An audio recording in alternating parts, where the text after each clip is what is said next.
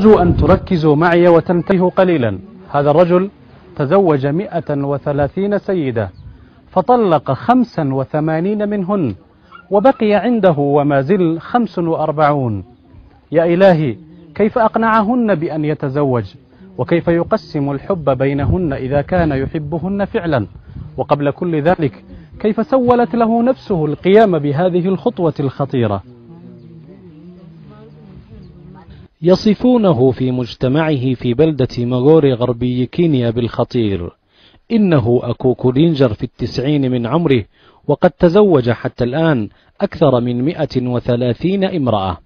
هذا الكرسي أعد له خصيصا لرعاية اجتماع عائلي يحضره بعض أبنائه وبعض زوجاته، وقد درجت العادة أن تصافحه آخر الزوجات.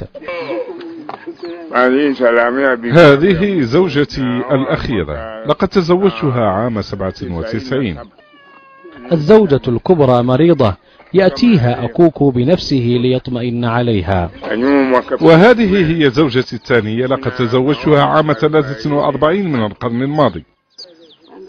أنجبت له زوجاته 262 ولدا، مات منهم 48، وبالكاد يتذكر أسماء الأحياء منهم، ربما من الشبه أو من التردد عليه.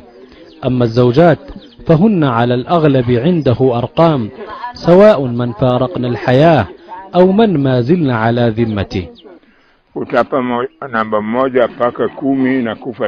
من رقم 1 إلى 10 مات منهن 3، ومن رقم 11 إلى 20 مات منهن 2، ومن 21 إلى 30 مات منهن 7.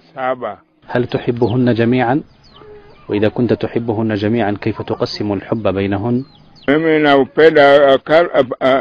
اللواتي لا يحبونني طلقتهن، أما اللواتي يحبونني وأحبهم هم الذي بقوا معي حتى الآن.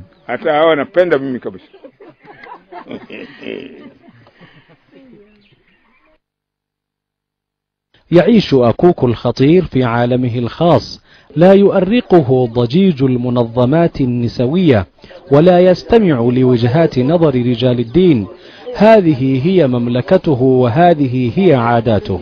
أيها المشاهد، أرجو أن لا تقتدي بهذا الرجل، وإذا كنت ترغب أن يتجاوز أولادك 100 عليك الاستشارة مع أهل الشريعة وعلم القانون كي لا تخالف الشرائع.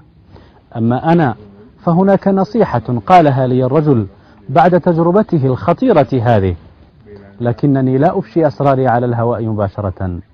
فهد ياسين، الجزيرة.